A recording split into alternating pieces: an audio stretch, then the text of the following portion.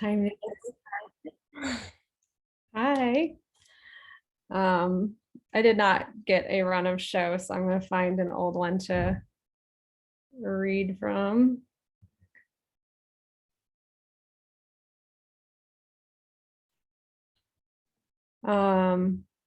Thanks for coming. 1, 2, 3, 4, 5, 6.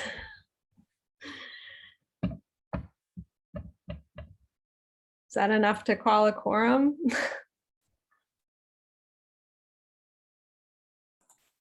Can certainly meet, just may not be able to vote on things. Yeah, we're not voting on anything, I'm assuming. I see Doug in there. And then, all right.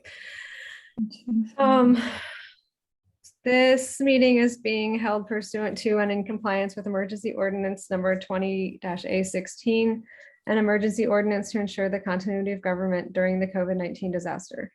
The committee members who are electronically present at this meeting can introduce themselves. I'm Allie Pesh. I live by Mid Springs. I'm Brian Day, up in Emerald Ridge. Mark McKenney, Westall. Doug Bates, Whitehall. Valerie Long, Old Trail. Costas Albertus. Oh. Sorry, Sean, you go ahead. Try that again. Sean Bird, St. George. Costas Albertus, I live out on 250. Michael Monaco, Emerson Commons neighborhood. All right. Lost my thread.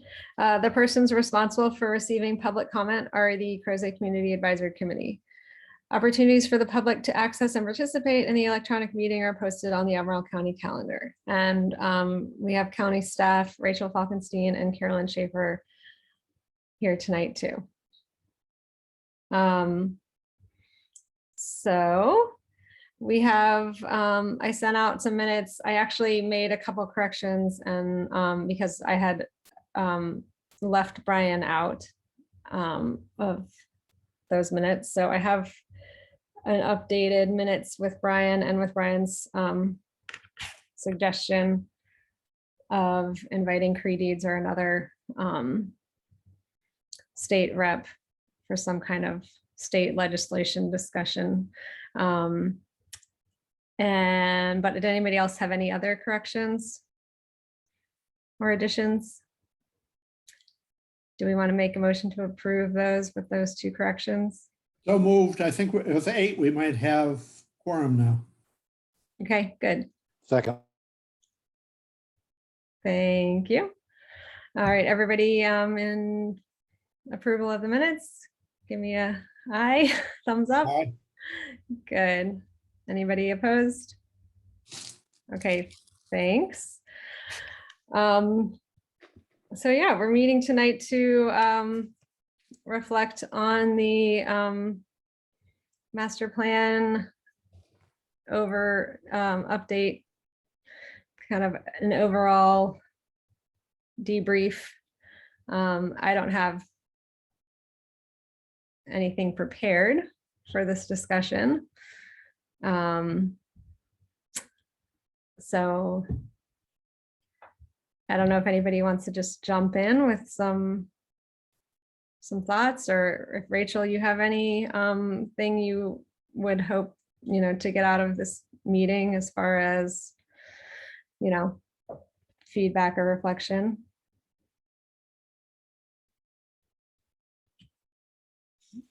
I can go with you, Doug.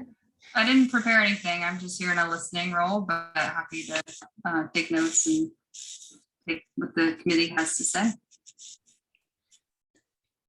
I was just going to say, I read Ann's letter in the Crozet Gazette. I'd asked her to, I appreciated the letter, and I just wanted to know if she had any elaboration she might want to offer on that. No particular elaboration, just trying to help people understand where I was at that point and trying to think about what was coming to the board in the next year already in process and how to, once the vote was absolutely affirmed, I should have done it differently. I should have made the motion that I was going to make that adopted the planning commission's route. And then if that had been voted down, it would have been much more clear to the membership in the community what was going on. I failed to do that due to logistics with Zoom and not thinking fast enough, as others were very much trying to take over the process. So that is my failure. I know that I received an email today from a landowner in downtown who is absolutely furious with my vote, and I understand completely how she feels, and I'm sorry. We have a lot of things coming forward. I hope that we can focus our energies on making sure that the Crozet master plan is upheld in the same way that the Rio 29 and the Rivanna ones have been upheld, as far as projects at the edge of the growth area that are coming our way in the next few months. So that's, I guess, all I have to add at the moment.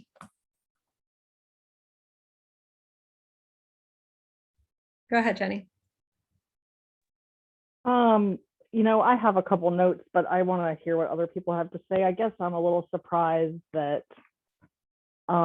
maybe I misunderstood and I thought that not Rachel, you specifically, but in general, the county would have had some guided discussion questions to get feedback. So I'm a little surprised that that's not the way we're going to manage this meeting. And one of the notes I'd put down was, I guess, assuming that there would be some specific questions that the county might have for us and the public about process. And I was going to suggest that maybe as you solicited in an online format feedback throughout the process, that you could solicit feedback here at the end from public that can't participate this way. And I guess one of the things that when I think about it moving forward, we all know that our process has been different because of challenges that we haven't had to face before. And when we look forward, I think that it's the intent of the county, and I hope it is, to figure out a way that people can participate virtually, even when we're back in person. And that, there's a huge possibility there for people that can't come out to meetings to be able to participate and in future master plans. So I guess I thought that would be a piece that the county might want to hear about, ways that worked and ways that was difficult, because I think it's something that we could build into the future of how we engage the public to make ourselves more accessible. And I'll save some of the other feedback things I had. I guess I'd hoped that there would be some things that staff might have wanted to hear from the group and the public. And for me, this is about giving feedback that's helpful, even if it's not necessarily positive, but that it's constructive. And, I'm certainly not trying to tell people what to say or what sort of opinion to have about the outcome, but that I had hoped that this would be more focused on not complaining, but just offering suggestions from those of us who've experienced the whole process that could help staff as they go forward, engage in other public meetings and future master plans. So I'll just say that is my hope, to set the tone for the type of feedback we give. But certainly I'm excited and look forward to hearing what others have to say. And I do have a couple things I'll add at the end. Thanks.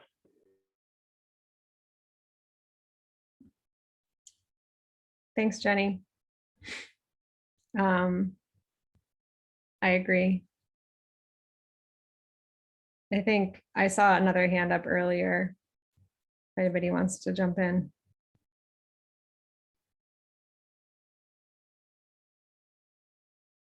Doug, did you have, or you talked, Brian, did you have your hand up before? I'll just start calling on people. I'll throw some comments in. I didn't have my hand up. Okay. One, having served as a planning staff many decades ago, I know how, we didn't go through this kind of a process, but I just wanted to commend the number of staff and their tremendous professional input that they put in the process. We're not always the easiest group in the world to deal with. And I thought the staff was enormously professional. Sometimes I agreed, sometimes I didn't, but it didn't matter. They stayed professional and I wanted to thank them. I didn't go through the 2010 process, but I found that because of COVID and so forth, we had some of it in person and some of it on Zoom, and to be either the staff person or a member of the community, the process was strained at points because of all of the changes and so forth. Crozet is probably a little more outspoken about things than other regions in the county, I gather. I haven't been through those processes, but I would guess so. I have found it interesting when the Planning Commission agrees with the community and when it doesn't on issues, and when the County Commission agrees and when it doesn't. I know we're an advisory committee, that's to be expected. But I found a fair amount of pretty serious community input ignored at points. And I feel that ever since the state abolished the ability to negotiate proffers, developers kind of trump most of the decisions. So going through this process was interesting, and in many ways, I think the community spoke loudly and got what it wanted. And in some cases, I kind of feel like they were ignored. And again, that's not a criticism of staff. It's just kind of the way the process of development works in this state. Thanks. Thanks, Brian. Michael? Yeah, thanks. I did come out of the last meeting with some thoughts on feedback about process, and so I wanted to make sure I got those on the record. I mean, I will acknowledge I'm coming in at the tail end of this as a very recent addition to the CCAC. But I guess something that I would like to see more of in any future master planning process, whether Crozet or elsewhere, is more input from, or more attempted solicitation of input from people who work but do not live in the area that's being master planned for, and people who are moving out.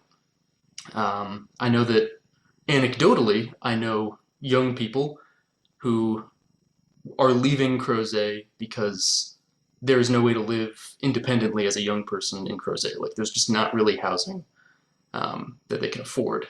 There also aren't a lot of jobs that are quick entry-level jobs that can pay you to live in Crozet. And I think those two problems, I don't know how easy it is to capture that in community feedback when community feedback is mostly being received from homeowners or people who are at least living in Crozet. So I guess that's a gap I see in the master planning process, at least in terms of feedback. Yeah, I mean, I think any process that's guided mostly by homeowners is going to be guided mostly by the financial interests of homeowners, consciously or not. And so any attempt to counterbalance that, I think, would be wise. Yeah, that's all I got.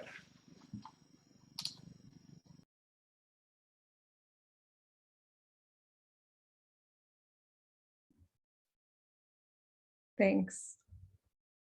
Anybody else? Doug? Thank you. I was just thinking back to a question that Mark asked last meeting. I believe you asked what features of the 2005 and 2010 master plan do we consider to be of value and retainable? And as I was thinking about that, it struck me that as you move around Crozet, whether you're in the midst of townhouses or very broad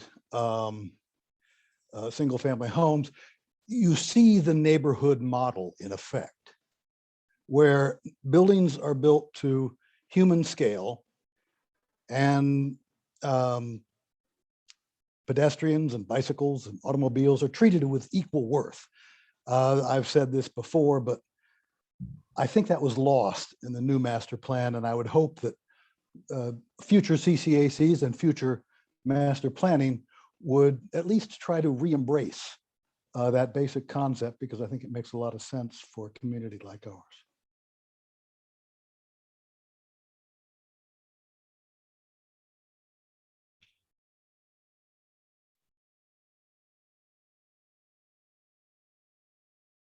Thanks.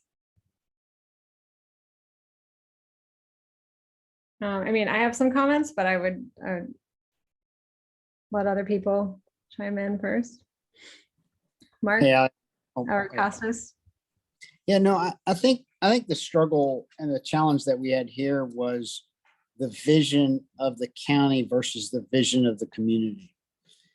And I think we'll always have that unless there's some delineation of where those lines are. And I think that's what has led to all of this frustration. I think the planning and Rachel and all those guys did the best they could to try to figure out that balance. And I don't know that we achieved it because there was an overwhelming, because all of the strength and the vote and the decision-making wasn't really with the community. It was with the county. And so it's the county's vision that's realized in Crozet, not Crozet's vision. And so I really think that that's basically what happened. And it will continue to happen. I don't see that changing anytime soon unless there's some mechanism in place to draw some discussion on the value of community input and where it and what I don't know whether we have a vote or not, which we technically don't necessarily have a vote except for Anne, and she's just one vote on the board. And so I think that's, unless there's something drafted in some kind of document that empowers communities to have a voice or a say or something like that, I think it's going to continue to get overpowered despite the community's desires. So I think it's just inherently flawed, if you would, in that way. So I think there's a lot of frustration about that, but I don't know there's anything we can do about it. That's all. I do appreciate the time and energy everybody put into it.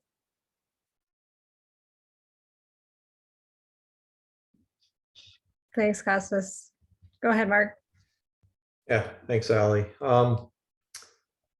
First, Anne, thanks for your letter. I read that the other day in the Gazette. I appreciated that, and like Mike, coming in at the tail end of everyone's master planning, it's been very eye-opening to me. Yeah, I mean, I'm a really big, like, kind of echoing what Mike started out with. I'm a big proponent of stakeholder engagement. That just kind of my nature of work here. I have a hard time figuring out how do we really crack that for the next master plan. I'm afraid that we can put a lot of time and resources into more community engagement in helping shape these master plans. I just don't, I struggle seeing a lot of people in the community actively wanting to participate. So I think as we gear up over the next decade for the next master plan, we should make a note of that. I'm also concerned about, the statistics, and I've been looking at the census data that got released. The 4.5 square miles of Crozet has the lowest poverty rate in the entire county. And I think that really speaks volumes, because I don't think, in echoing on what Doug started saying, looking at the past master plans and kind of eyeing in what went right, what went wrong, where did we allow developers to kind of get off track to create this housing affordability crisis that not just Crozet has, but through the entire county and the country. And then you look at the cost of materials, like it's not going to go down. I think this is a very interesting topic. I commend a lot of the county staff on the hard work. Some of the CCAC meetings I was witness to before I was on the board appeared very contentious at times. But I guess I'm cautiously optimistic that we'll do the reverse the next go around and actually make it please everyone. So that's just all I have to say.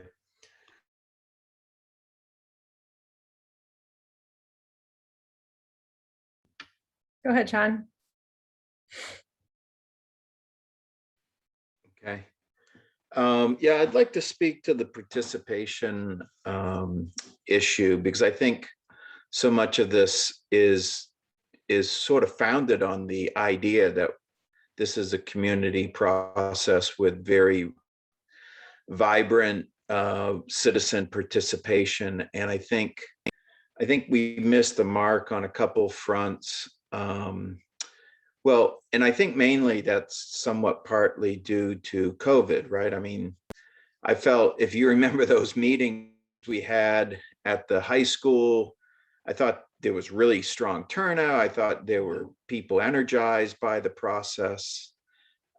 We had a certain momentum behind it, diverse. I saw new people coming out to those things, and then COVID hit, right? And we had to all jump on our computers, and it just changed the whole dynamic. So I think in retrospect, the 2020, 2021 master plan is always going to be unique, hopefully, right? Because we're not going through this again. So with that caveat, I think it's important to think about in a non-COVID era, what's a better way to elicit participation. And I have a few recommendations I would generally throw out there. One is to shorten the whole process, because it's hard to keep up momentum in the community when, was it over a year, this whole process? And I think you could do it in half the time. And I would do it by being less redundant. I felt like there were a lot of sessions that were treading the same material when we could just sort of push through it.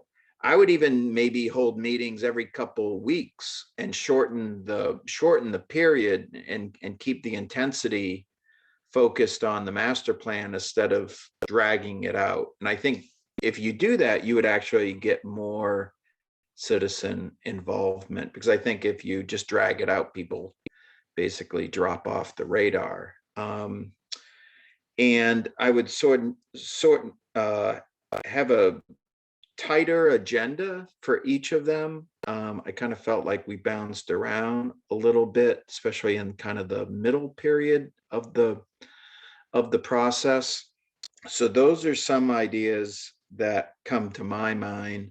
When it comes to participation, as you probably know, I was involved in the citizen survey that we did as a community kind of a couple years before this process. And I'm sort of a big N guy, right? I believe in the power of numbers. And I think that survey was really critical in sort of getting the sense of what the community as a whole feel on a lot of these critical issues. And it's a very different process than asking people to come to a gym or to jump on a Zoom call where, I mean, what was the most people we ever had on a Zoom call? Maybe 70, which is good, but it's really just a very small slice of the community. You do a representative survey of 500 people. We actually did one with 700 people in the Crozet area. There you actually get real data on where the community falls on these issues.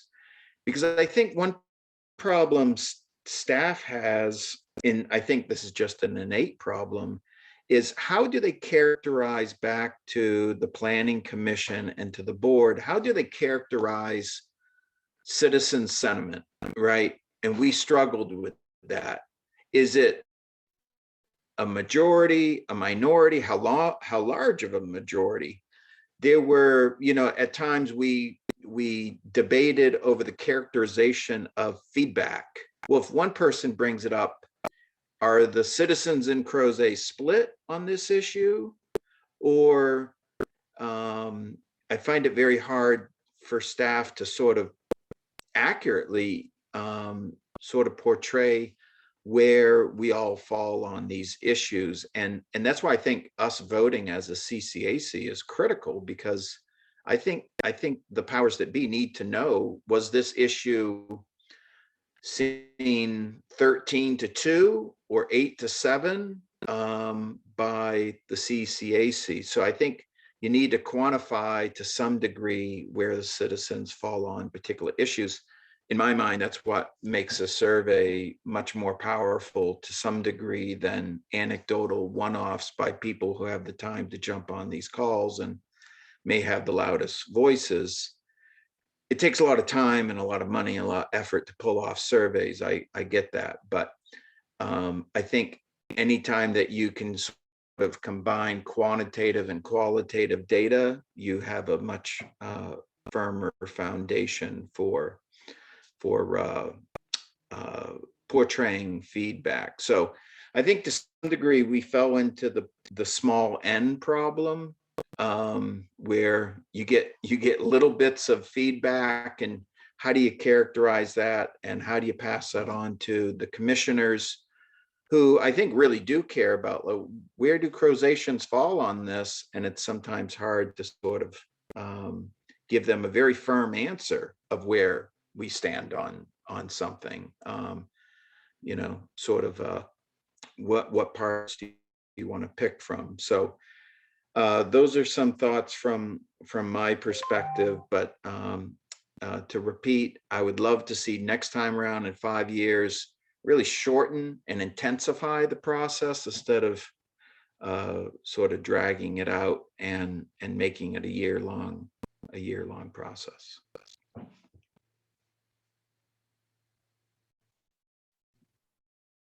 Thanks, Sean. Constructive. Valerie? Yeah, thanks. I thought part of the issue was what I think of as almost an inherent conflict in some respects between the very smart goals of community engagement, but also understanding where that balance is between, as I can't remember who phrased it, the kind of difference between the community's goals and the county's goals, and how to frame that. And I thought one way I've been thinking about is maybe if staff could help us frame and help other CACs maybe frame the assignment a little bit better at the beginning, in terms of, okay, here's the county's broad goals from our comprehensive plan. We have to have more affordable housing. We have to have somewhere to put the affordable housing. We have to have a way to make it affordable.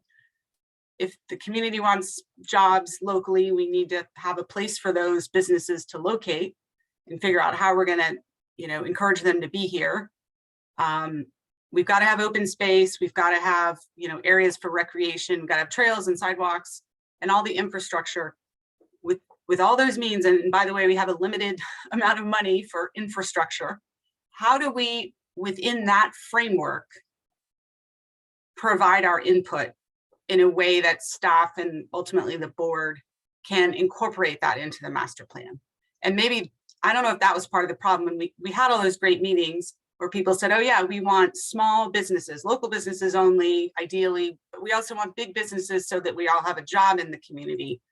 We don't have to drive to Charlottesville, and we don't want any more housing because, not exactly, obviously, most people didn't want a lot of housing. They were very concerned about the infrastructure.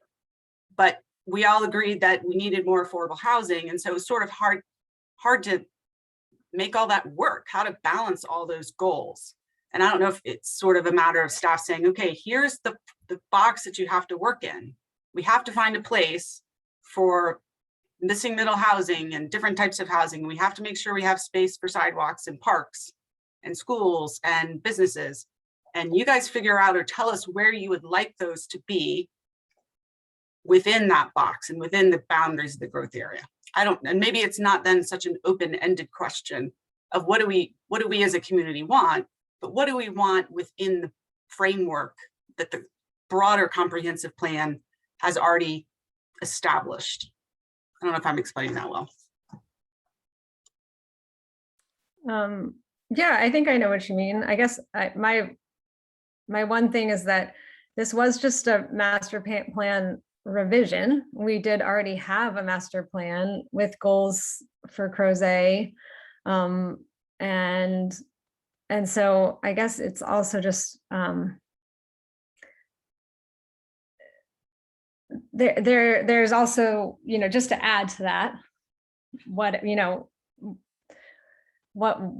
there's the box, I guess, which is like, how has our previous planning failed to meet those goals? I mean, because those goals existed already in the plan.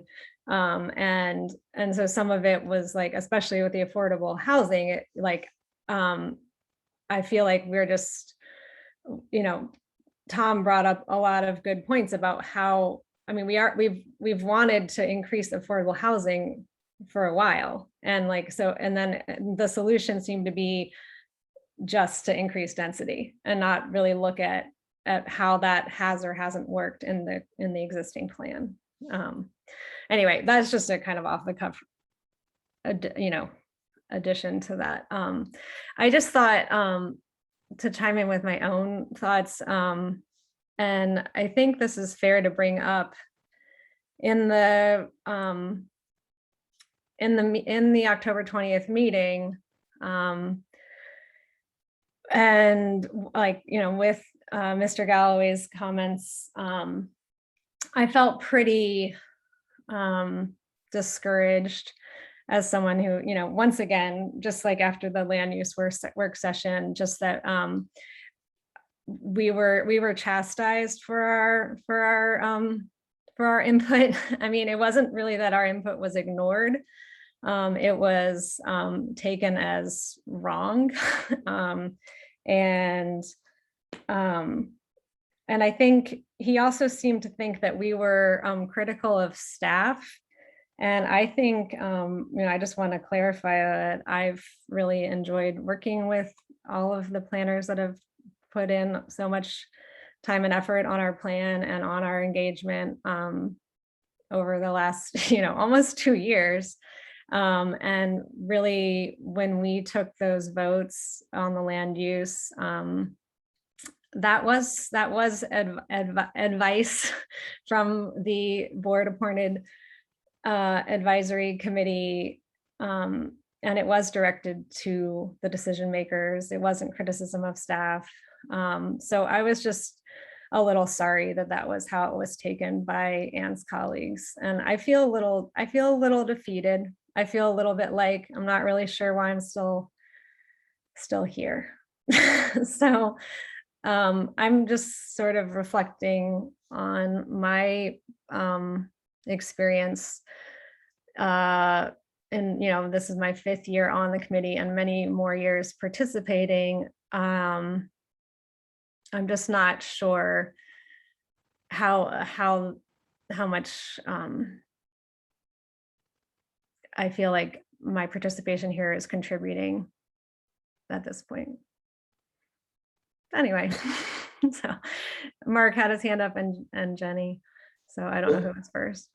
Let me jump in here, Ally, because my comment kind of piggybacks off of what you just said and Valerie's comment. So, and I'm kind of putting my hat on here as more of the citizen, not the CCAC member. At what point is this master plan from a citizen perspective just words on paper?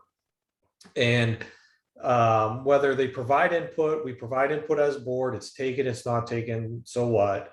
The number one issue that I've heard about is what Valerie touched on, is infrastructure. There's been massive growth in Crozet over the last 2 decades. Population went from 2,200 in 2000 to 5,500 in 2010 to 9,200 a decade later.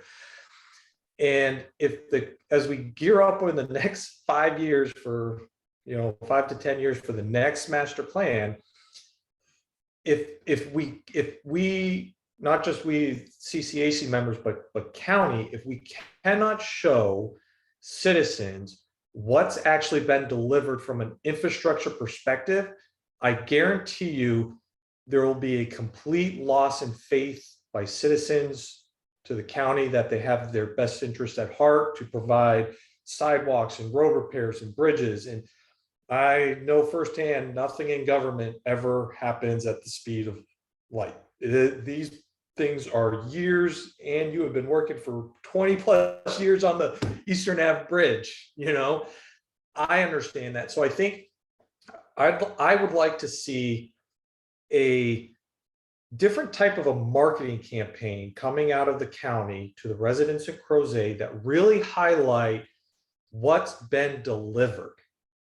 How have we improved? How have we actioned, instead of just development after development and another 5 acres of trees cut out? Where's the actual improvements? Where are these projects and timelines? Because I don't even understand the capital improvement project process for the county. And I went back to school for public administration. So we need to break things down. I'm going to use my Army lingo here. Please don't be offended, but we got to break it down Barney style here. We really have to show residents what's been delivered in the plan, in the process, in the timelines. And we planned for this. Here's where it is in the process. It's happening. It's delivered. And I think if we can rebuild, not just the CCAC, I'm saying we, speaking as a county, that's how we can start rebuilding trust in citizens as we gear up for the next master plan. And I think, Ally, that might answer your question on how we can be more, how our value, our participation in as an advisory board is self-rewarding, and we feel like we actually did something more productive than what we may have encountered now. Thanks.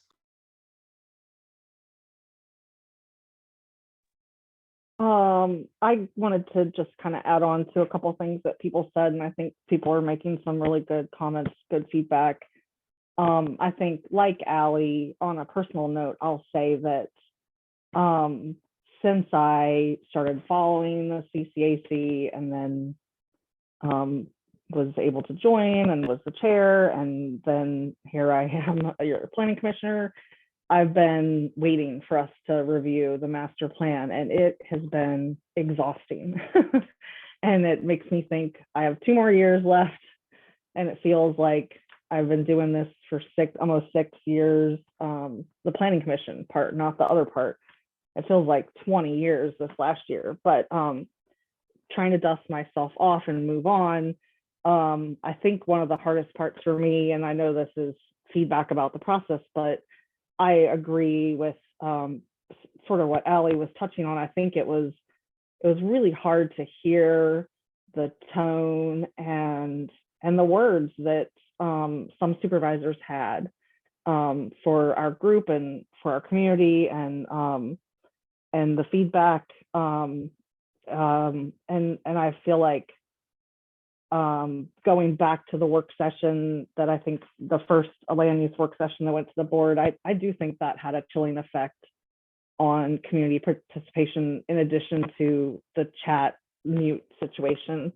with Zoom. And but I also agree with Sean that I think we see participation fall off because it's just like it's taking too long, it's stretched out. I think we naturally lose interest. So I mean, possibly those things started happening at the same time, but I think overall it was really discouraging to hear the way that some of the board members spoke about Crozet, and I think there's a way that to disagree or have an opinion, but not put it in that kind of way. And I would be very surprised if any of them would speak to their CAC or their constituents that way. I certainly hope not. But so I'm moving past that. I wanted to say that sort of touching on what Mark was saying about sort of what has the county delivered and being able to put that into a framework.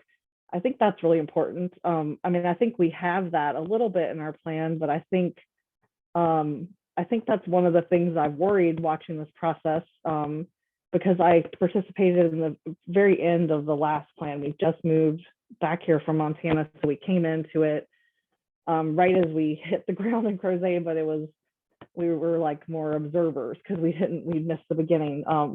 But I think that what I've heard from other people, and I mean, maybe realtors can speak to this. I think I've heard this from realtors is a lot of people like the plan because it offers them, you know, some idea of what to expect around them, not just directly around their properties, but in the area. And so I think if every 5 years there can be drastic changes, and, you know, obviously we need to consider the fact that we're filling up. I mean, you know, there's certainly the opportunity for some drastic changes to come down the way in the future, but with what we are right now, I don't know how much more there really is to fill in. But I think that it maybe master planning shouldn't be offering those people that certainty if it can change so much, particularly in the downtown neighborhoods. I was disappointed to see the overlay idea sort of disappear. I thought we were, that was staff responding with a creative way that heard the community saying, we're worried about these neighborhoods. There's going to be pressure on these downtown neighborhoods. And I would have liked to have seen that actualize into something. And I guess the other thing I wanted to touch on was Sean, the survey. I helped work with Sean and others on the survey. And I think at the time that we did that, we thought that the timing would be closer to master plan review, and it wasn't, but I still think the data was valuable, and I was sad to see that, you know, that's been ignored on several attempts that we've tried to introduce that into the conversation with rezonings and different things. And that could have been, I think, incorporated some. And then, and the other thing I wanted to say was to what Michael and I think Mark were both saying about community engagement. And I think the points about the having underrepresented people in our engagement, I think that's across the board. I mean, that's all of our public hearings, you know, all master plans in all the different districts. I think that's something we really struggle with. And I know that, I mean, I think any ideas about how to bring people in that aren't able to participate and aren't speaking up is something we have to like really be thoughtful about. And I think like whenever we have a public hearing about like a rezoning and there's going to be new housing, particularly if it's offering an affordable component, I imagine who doesn't live here now because it's not doesn't exist, who can't be here to speak to say, can you build this so I have somewhere to live closer to where I work or where my kid goes to preschool or whatever. So I try to bring that voice to my decision-making process, but obviously if there's a way we can bring those voices forward, I think in all aspects of everything we do, at least at the planning commission level and the board level, we need to lift that voice up and figure out ways. That was one of the notes I had, which is certainly not going to be a magic fix for bringing more participation, but I think with when we had the van from the county van, community engagement van out, I thought there was a missed opportunity with dates and times And I think this group offered, and I think Anne even came pretty close to coordinating with the park sometimes that people would have been more available to show up and talk. And with the absence of being able to get together during this process, that was a really great thing to have. And I know people did show up, but I think there was an opportunity to pick different times and locations that would have allowed for more people to show up and take advantage of that opportunity. And then the last thing I'll say for now is that one of the other comments I heard from a board member when they were discussing the middle density and the desire on the behalf of some board members to see that in more places in Crozet was that they wished it was spread out all over. And I would like to say that that's what was supposed to happen. So I agree. Just because our policy failed us doesn't mean we don't, move forward and figure out what went wrong and still provide opportunities. But hearing comments like that made me prickle up a little bit, because there's opportunities, and that was what was supposed to be happening. And those houses and those opportunities were lost to our community, and without tracking the data, no one knew that was happening. And now we know that that did happen. So I completely agree. It would be nice to see things spread out. The purpose is never to put all of one kind of thing in one place and everyone lives here and everyone lives there. We know that doesn't work. And that's what part of the neighborhood model and part of what the policy was. When Crozet has experienced the most amount of growth that it had, we missed that opportunity. That was never delivered to the community. So I agree with the board member who felt like we should have it kind of spread out through. That's what we thought was happening. That's what I thought was happening. And so that I just wanted to say that because I think about that a lot. Thanks.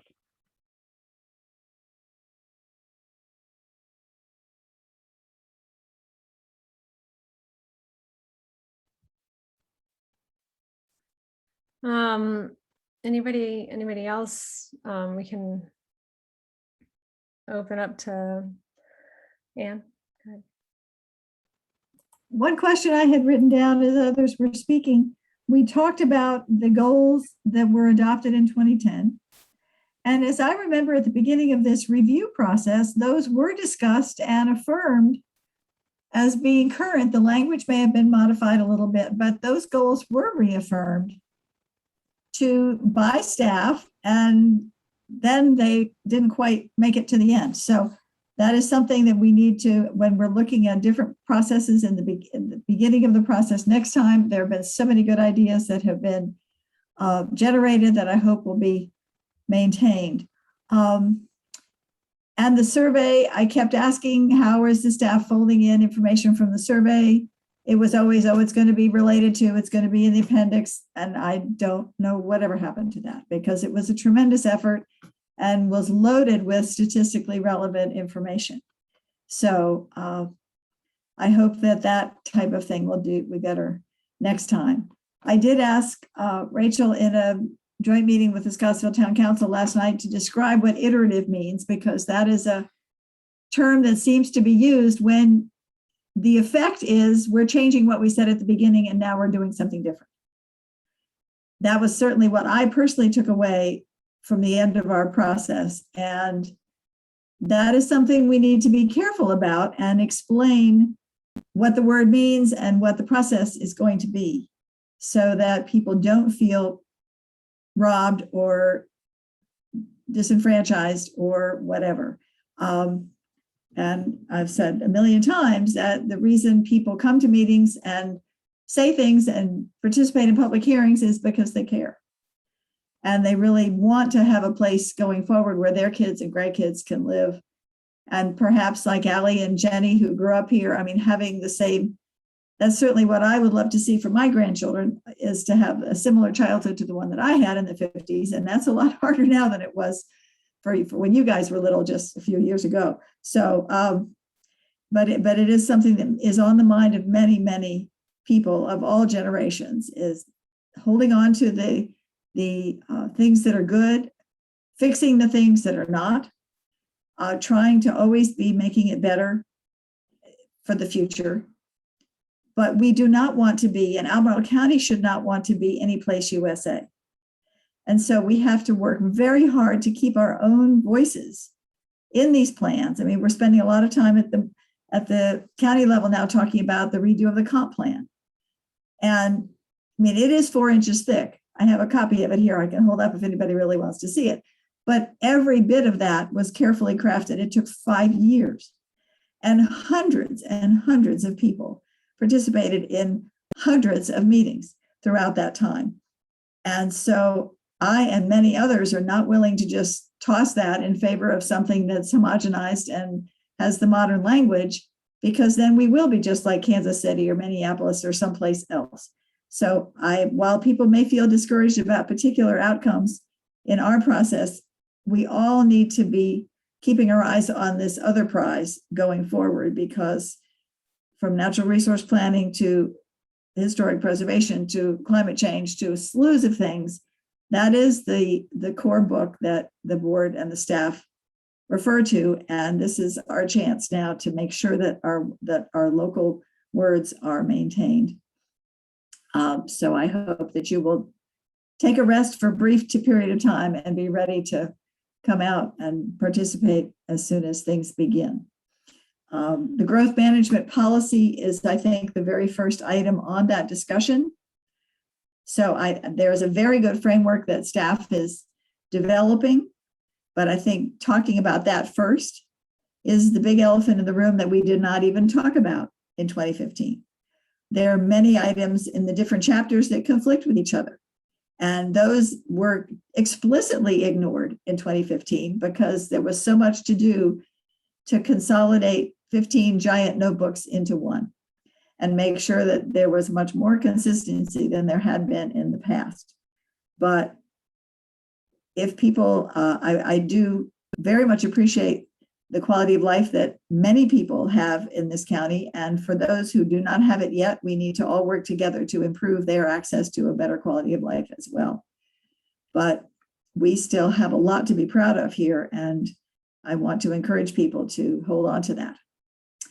And I guess that's all I had to offer at the moment. Thank you.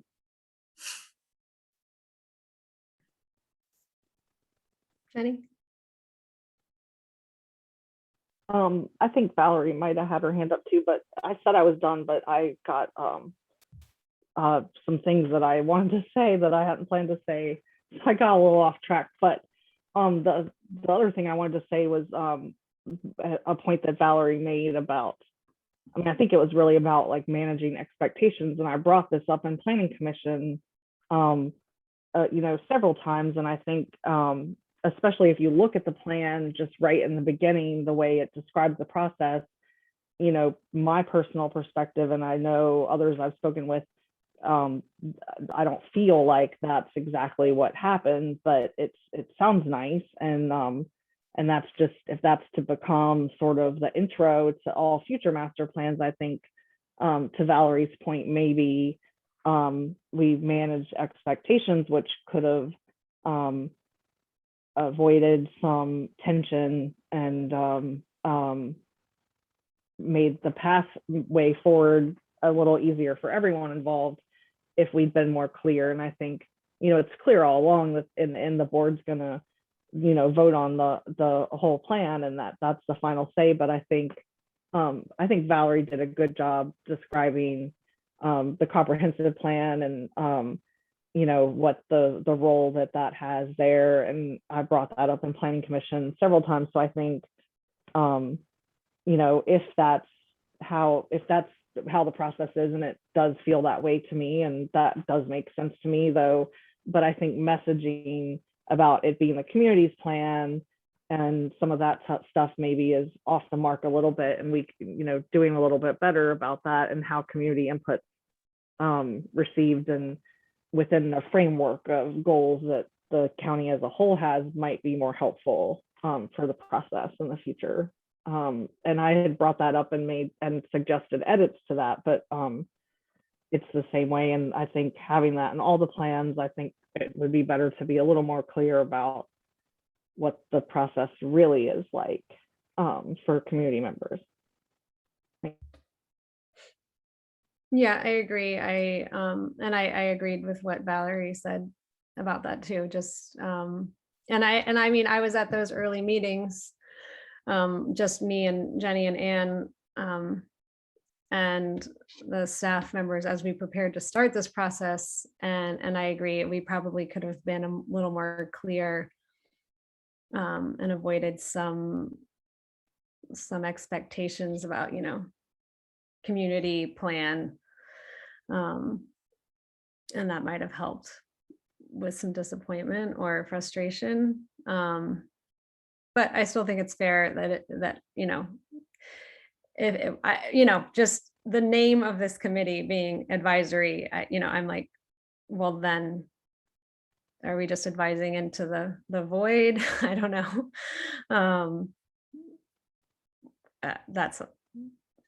There's still that piece of frustration for me.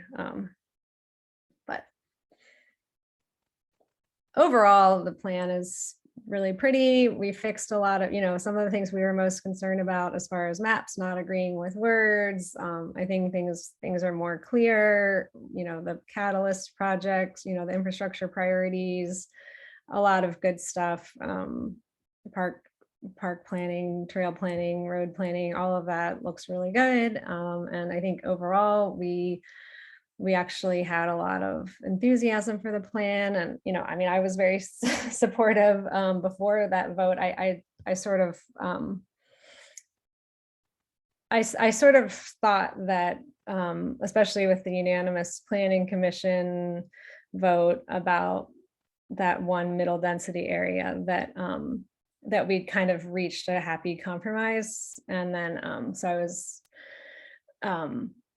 disappointed when it didn't feel like that after the final vote. But Valerie? Thanks. I'll be quick because I know someone an attendee has had their hand up a while. Mark's suggestion about encouraging the county to perhaps do a little better job communicating infrastructure progress. I thought that was a really good idea, because I know that there's a strong feeling about that. But I also remember, I can't remember when it was, sometime maybe within the last year, Kevin McDermott from the planning department provided us an update. I think it was just a transportation update generally. And he kind of went through this list of all the things they'd actually done. And I remember thinking, wow, they really actually have done a lot. And there was a lot of things they've been doing behind the scenes, doing some studies, engaging engineers to do some designs and things like that, that I didn't know about, and probably a lot of other people didn't either. And I appreciated more after that presentation that the county really was working on it. Certainly not everything. There's always going to be infrastructure needs, I think, no matter what. There's never going to be quite enough money for all of the infrastructure wants in our community. But I think it would help a lot with the community's overall appreciation or comfort level. I don't know what I'm trying to say. To at least if we can communicate it better. And that could be a process where we can send feedback back as our role of, we'd really like to see some progress on this issue or that issue. Maybe we can ask staff to provide us an update at the CCAC every year or something like that, or every 6 months, whatever, on certain projects. And that could be a way of regularly communicating progress to the broader community, and then for the community to provide feedback on what they might like to see. I don't know, just an idea. Thanks. Yeah, I agree. I mean, Kevin does come to the CCAC like once a year and does that presentation. So maybe we just need, and it gets written up in the Crozet Gazette.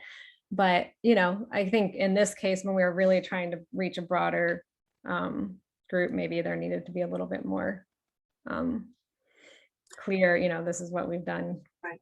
Well, it could go beyond transportation, obviously, too. I mean, when you think, I know there's a huge issue with school capacity right now, and but they are moving forward with the expansion at Crozet Elementary, and that's obviously taken far longer than people would have liked, but it is moving forward, and it's a big expense.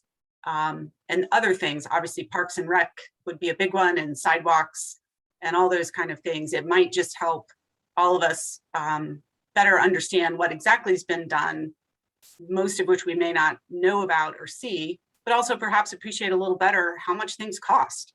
It's amazing when you hear the staff tell you how much a sidewalk costs, or, much, or just, the downtown Crozet improvements, the streetscape stuff. It just amazes me how expensive all that stuff is. So anyway, thanks.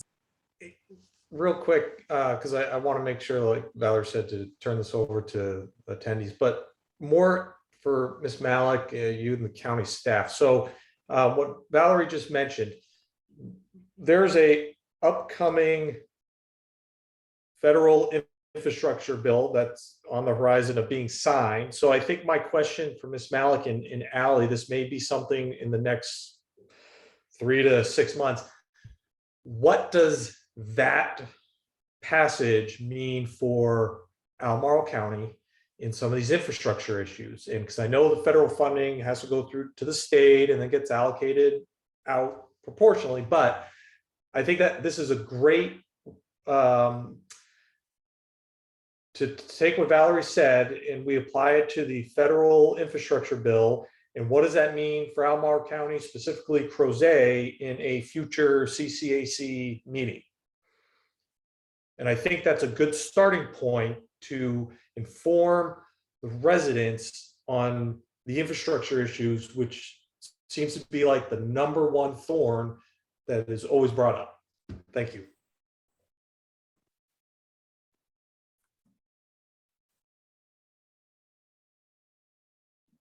Go ahead, Anne. Sorry.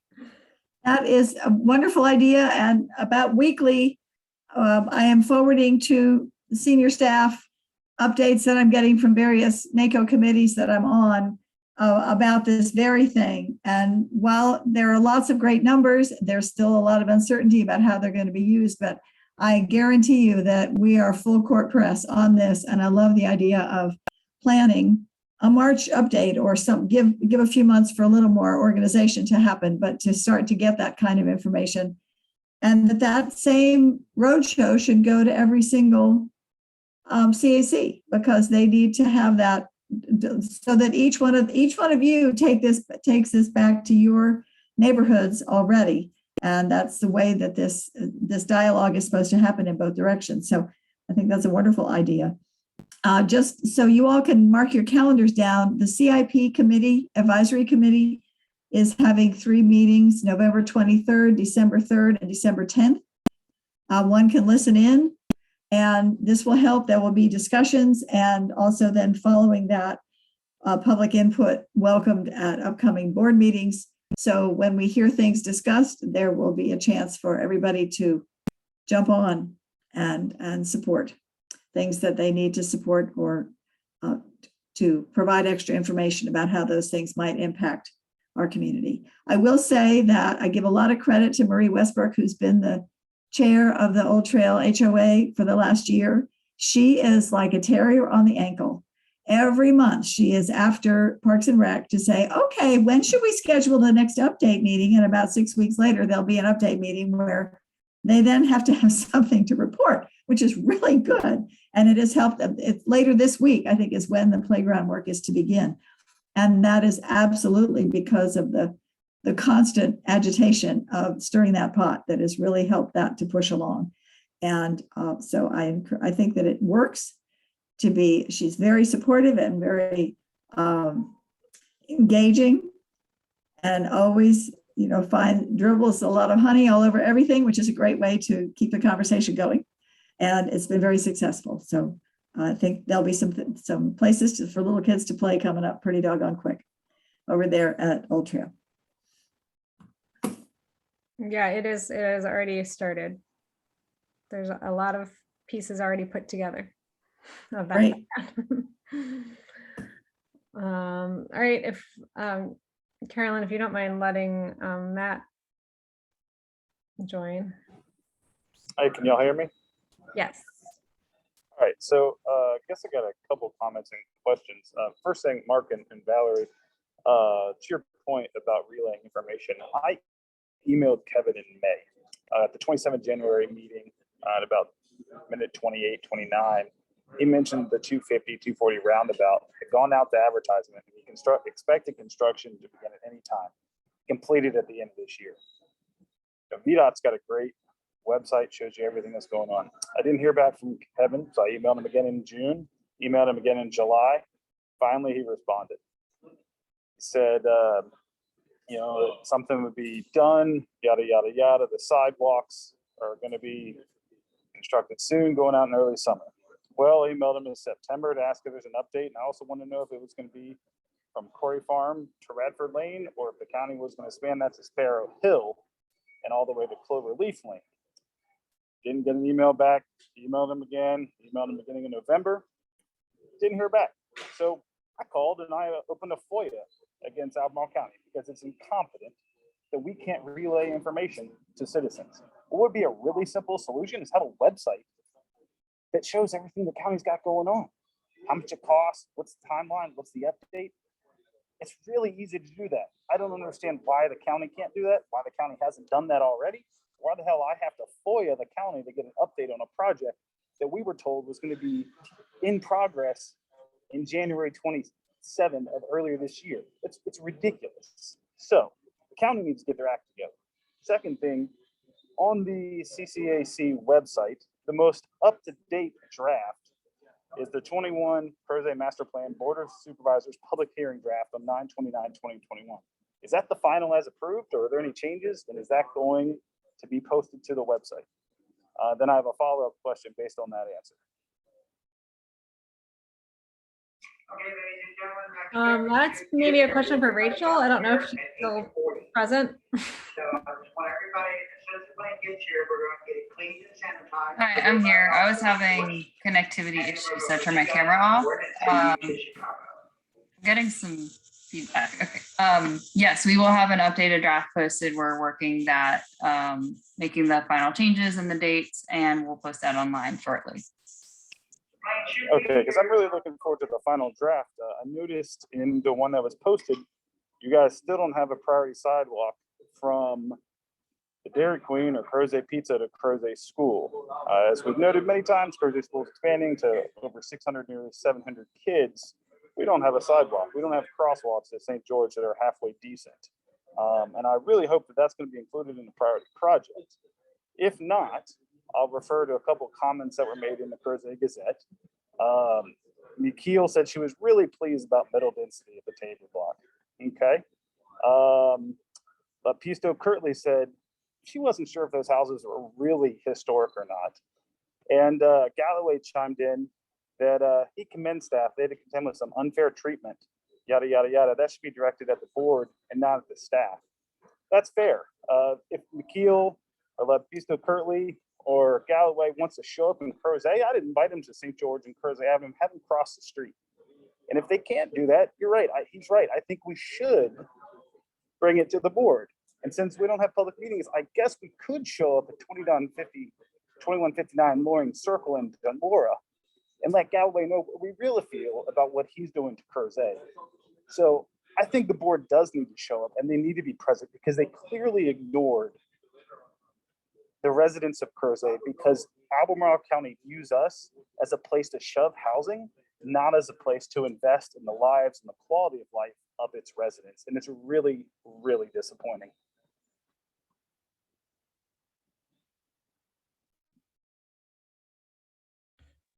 Thanks, Matt. I appreciate your participation. Is there, and I'm sorry you had trouble hearing back from Kevin, and I would say in those instances to make sure you let Ann and Jenny know when you're not able to get in touch with a staff member so they can help. But I appreciate your vigilance, and I wonder if there's anybody else in the attendees that wanted to give any engagement reflection. And of course, if there's anybody on the committee who had any more thoughts. I'm sorry, Joe and Matthew couldn't be here tonight. I guess we've been missing David and Josh too. Is Josh still on our committee?